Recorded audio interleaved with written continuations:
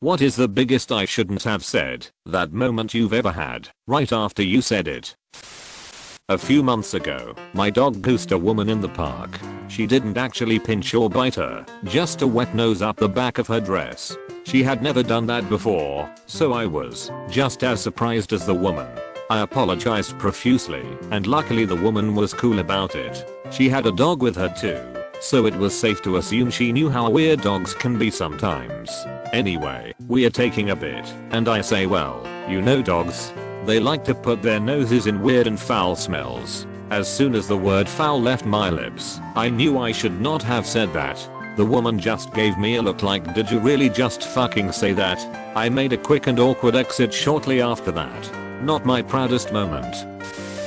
I was fighting with my mom, and she said something about I don't pay for this house, but since she was and has been a stay-at-home mom at the time, I said I mean technically you don't either, and that was the wrong thing to say, and I knew I had it in for me. My brother and I worked at a fast food restaurant.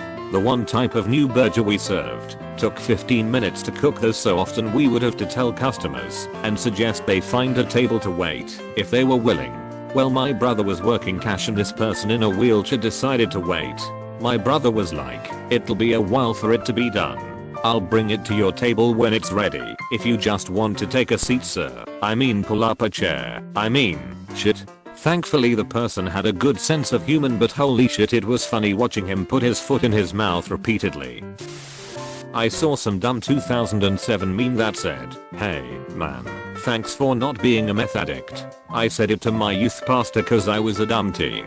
He replied, it wasn't easy getting away from it, that's for sure, but I'm glad I'm here. I went to my uncle's funeral a couple of days ago. As we were about to leave to go to it, we were wondering what family would be there. Without thinking I said, I wonder if Uncle Steve will be there. That's who the funeral was for. Right away, I was like, OMG, no, why did I say that? A number of years ago, my wife was complaining about being overweight. She wasn't overweight at all. In an attempt to comfort her, I put a hand on her shoulder and said back, quote, you'd be perfect if I was blind. Her reaction was not what I had in mind. My wife and I were going somewhere. Wife, do I look okay?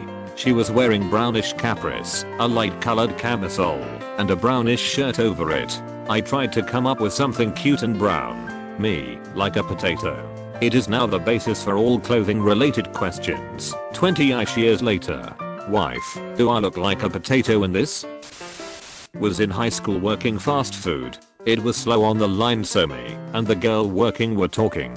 She was complaining about her weight, so without really thinking I said, oh come on, you're not that fat, and knew how badly I had screwed up before finishing the sentence. She stormed off. In my defense, she really wasn't that fat.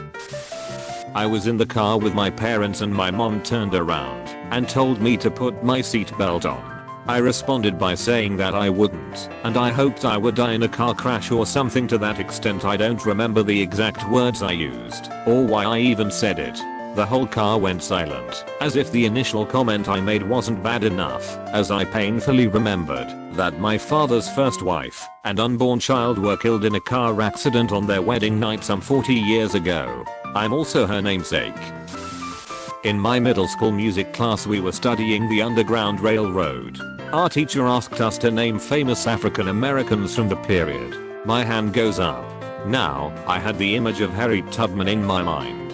I still have no idea why I said what I was about to. Teacher calls on me. I answer, Martha Stewart. Class roars with laughter. When asked in a job interview why I didn't want to continue working with children, I blurted out that I love my own, but other people's kids are cunts. Instant terror inside at my own idiocy. Still got the job. Guess she agreed. I made someone cry by accident. A friend of mine told me her grandmother passed away recently, and how much she was struggling to cope with that. So, later that day we were discussing about a school related project with some other friends. We were not going to finish our project before the deadline, so I jokingly said, well, what if we pretend someone's family member died, and that's why we couldn't focus that well? Right after saying that I looked at my friend who began to tear up a bit. I immediately thought, oh shit, that's right. I'm an idiot. My mum was in hospital. As it turns out, she would never leave the hospital. But at this stage she was sick, but not that sick. She had a private room with a little enclosed garden outside. She had a blue-tongued lizard who lived in the garden, and she would pass her long days watching the lizard scurry around and catch bugs and lazing in the sun. She would tell us every time we visited what the lizard had been up to, the funny things it had done, and made her smile during the day. She lit up when telling me about its adventures. One day when I came in to visit, the blue tongue was out the front of her room in the car park. It had been hit by a car and killed. I went to visit mum, and she was very sad. She hadn't seen her friend the lizard all day. I said to her, "Oh yeah, I saw him out in the car park. He won't be back. He got run over by a car." As soon as I said it, I tried to suck the words back in, but I couldn't. Her face crashed. She was crushed. I tried to say maybe it was another lizard, or that her lizard would be back, but it was no good. The damage was done. A week later she died. She had been in the hospital for 3 months, and was getting better they thought. But this day, she just died. They thought she had just given up. That was in 1996, 22 and a bit years ago. And I still wake from sleep thinking about that. I still shudder every time I recall how stupid I had been. I'm now a 50-year-old man, and I can never and will never forgive myself for that stupid statement. It still makes me cry. During my wedding ceremony I said with lusting devotion instead of lasting devotion. I mean, both phrases work. I don't mind having to commit to lasting devotion for the rest of my married life.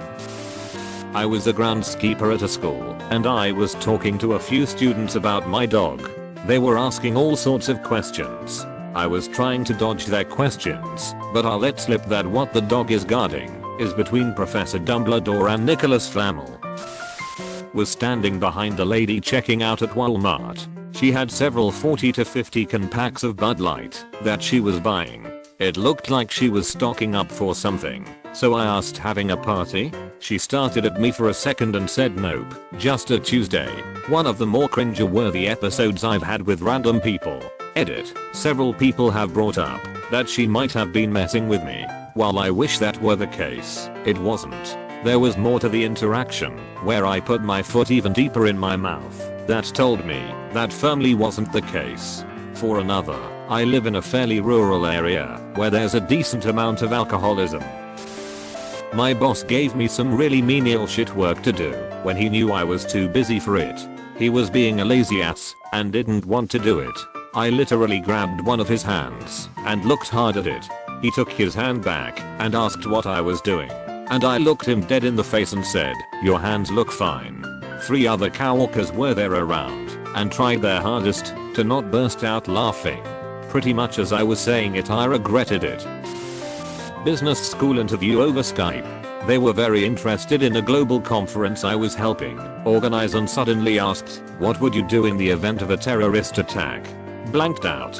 First thing out of my mouth was, "Well, the event's going to be a bomb." I didn't get in. I was doing work at the family farm when our mom's insurance rep was visiting. I overheard them explaining her benefits, that the insurance will pay out at death or age 100. "Mom, I'm pretty sure my time will come before I'm 100. Me, if not, we'll just take you out back and put you down." The insurance guy looked like a deer in headlights. My 80-year-old mom got up and chased me down laughing to give me a fake spanking. "Eater," my mom just called. We revisited that moment and laughed again. Haha. We had a friend of the family, my grandma's lifelong friend, who was labeled the crazy cat lady.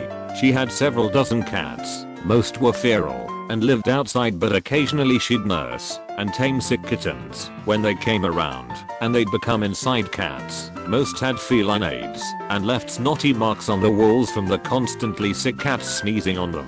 The whole house reeked of ammonia from the dozen litter boxes she placed in her open garage and basement. Anyway, she was a kind lady, and after her husband passed it became my dad's personal responsibility to make sure all her heavy lifting was taken care of. So after all these years of sick cats and ignoring warnings from friends, naturally she gets bit and it gets infected. It was horrific. It just kept getting worse and worse to the point her foot had to be amputated. cut to the point. One day my dad volunteers me to help him clean the litter and power wash her garage. I'm a dickhead teen at the time, so naturally I complain about how the smell makes me sick, and I hate cats, so why do I have to be the one to blah blah, I'm an entitled prick. So he informs me we need to help now more than ever because the infection caused a chain reaction of health problems and she might not last much longer despite her sunny disposition to everything going on. To which I respond, so you could say she has a foot in the grave.